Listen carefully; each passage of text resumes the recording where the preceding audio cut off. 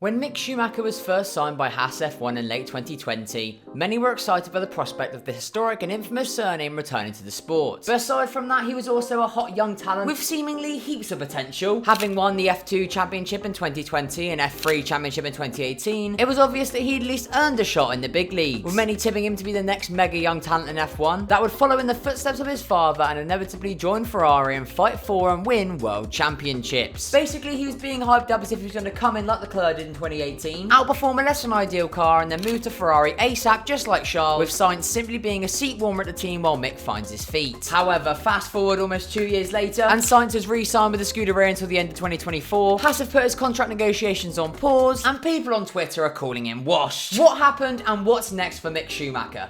Let's discuss. So, it's no secret that Mick's time in F1 so far hasn't been the most thrilling, successful, good. In his rookie year, he struggled to keep it clean, having countless accidents and mistakes, costing his team over $4 million in repairs over the course of the season, the most out of any driver on the grid. However, since his teammate was this bloke, he pretty much got away with it. Yet, with the return of K-Mag this season, it's put all the spotlight onto the German, as he struggled to score points and continued to cost the team cash. So far, he's only managed 2 points finishes, while his teammates racked up 5, and in the quali battle, things have been looking pretty poor as well, with him losing 11-2 to a man who wasn't even meant to be in F1 this season. So you can see why there's so much talk around him and his future in F1, with the question mainly being, does he have one? Well, it's come out over the past few weeks that his current team are being patient and taking their time with their decision. With K-Mag already signed and Schumacher seemingly have nowhere else to go, or at least nowhere else that has to feel like he'd be wanted, they believe they hold all the cards in terms of Mick's future. So we're basically playing hard to get. And you can't blame them. Thus far, Mick just hasn't been good enough, with silly crashes, mistakes and mediocrity being seemingly all he has to offer. So it's totally understandable they want to wait and see how he does after the summer break before deciding if they want to keep him or bin him off. But say they do bin him off, where does he go then? Well, Mick is still a part of the Ferrari Driver Academy,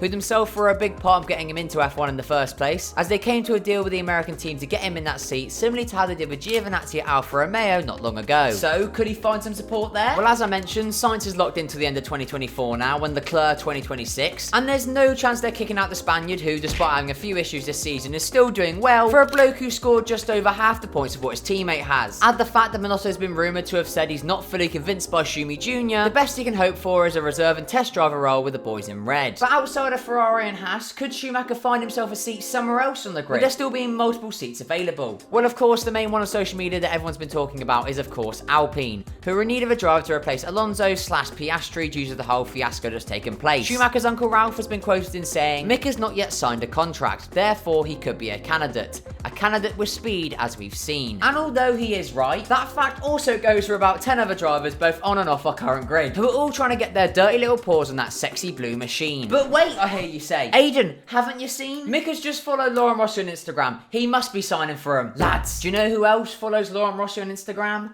Me. Does that mean I'm signing for Alpine? I'm not going to answer that question because at this rate, who knows? Besides all this though, I personally don't see why Alpine would really want Schumacher in the first place. He's such a downgrade from Alonso, obviously, but also compared to the prospect that was Piastri. If I were them, I'd much rather get a Ricciardo in there or even a Pourchaire, since at least if they're giving another young driver a chance, he may turn out to be rapid. Other than this, the only real seat I can see him eyeing up is Williams. If they finally decide to give Latifi the boot and don't fancy giving Sargent the call up, Mick will at least be an okay driver to fill that spot for them. And no matter what you think about Schumacher, when compared to Latifi, he's still an upgrade, so. Either way though, Haas have made it very clear they're in no rush to make a decision. We never decide the driver before the summer break, and we will not do so this year.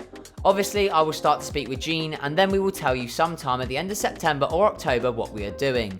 Let's focus on getting everything ready for next year, but not the driver. So, what do you think the future holds for Mick? Will he stay at Haas, move to Alpine, or maybe replace Sainz to Ferrari? If you have chosen the last one, please seek help. But yeah, let me know in the comment section down below anyway. In my opinion, I think he's going to stay at Haas unless, you know, a young driver comes from nowhere and wants that seat, because I don't really think they've got anyone to replace him. But, you know, if there was a young talent in the wings waiting to take that seat at Haas, Schumacher's out. But yeah, lads, that's it for me today. Thank you very much for watching. If you enjoyed the video, make sure to leave a like, subscribe to the channel if you are new.